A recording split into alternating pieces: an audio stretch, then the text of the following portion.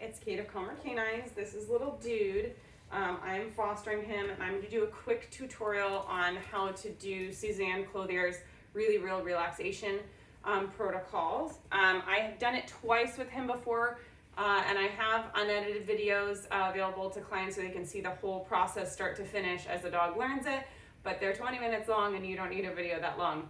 I will be tossing some treats to my dog Odie, who's waiting patiently outside this little gate fortress that we created so that he doesn't jump off the back of the couch while he's healing from his neuter surgery.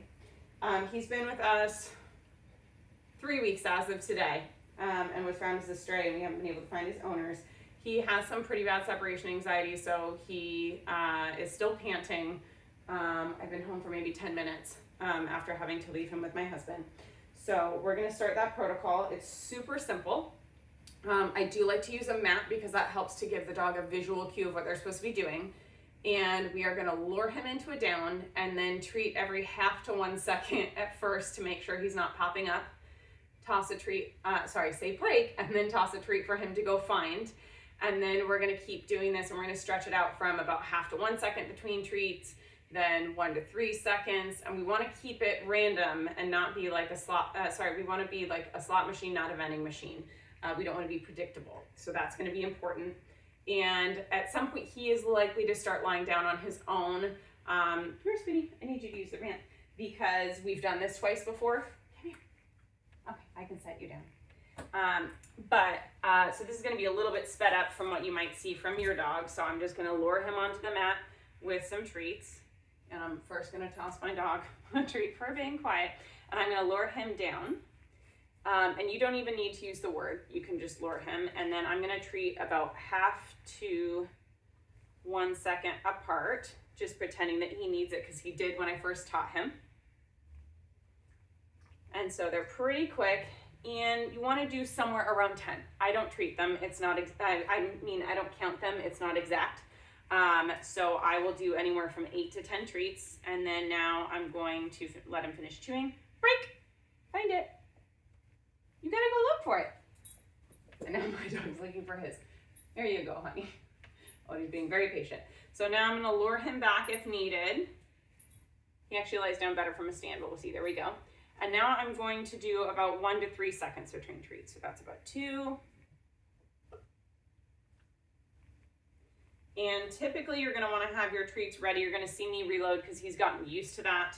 But usually you wanna count out your 10 treats ahead of time. And as you can see, he's not trying to pop up because we've done this a couple times, just twice before. There we go. So some will be 3, and if we do a long one, then we might do 1 second. And if your dog has a concept of stay, then you might be able to stretch this out faster, but I just wanna show you all the different steps. And so again, 1 to 3 seconds between treats, 8 to 12 treats, something like that. Break, go find it. And it really helps to let them look at that food before you toss it.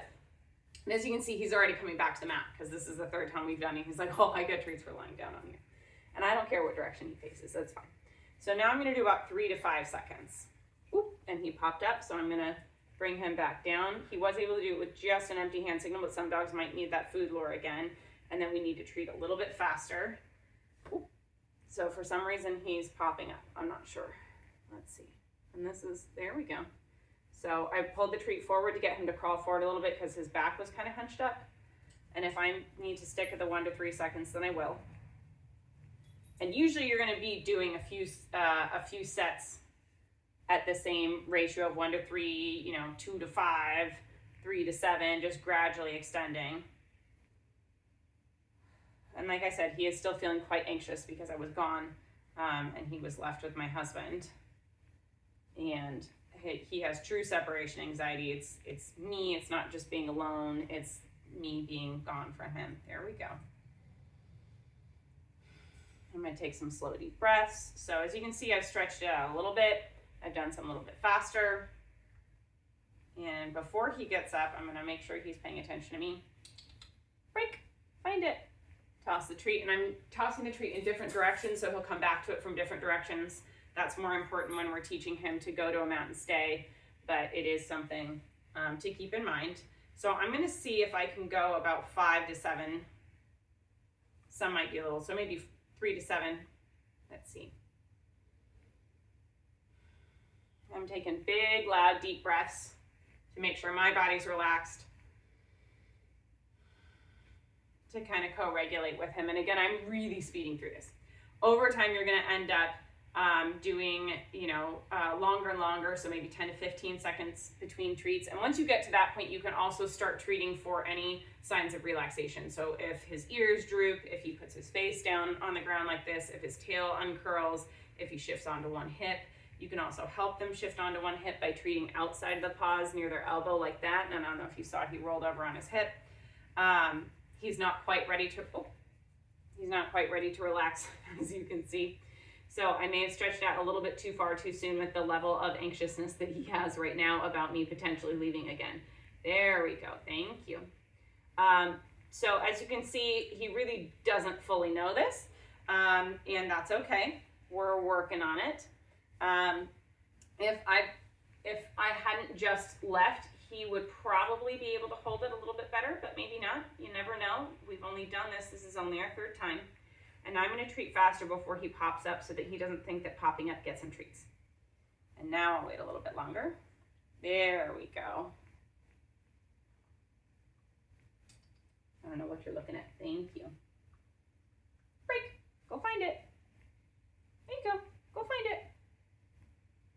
Go on. Go find it. Oh, you can find it. There we go. Are you going to get it? There you go.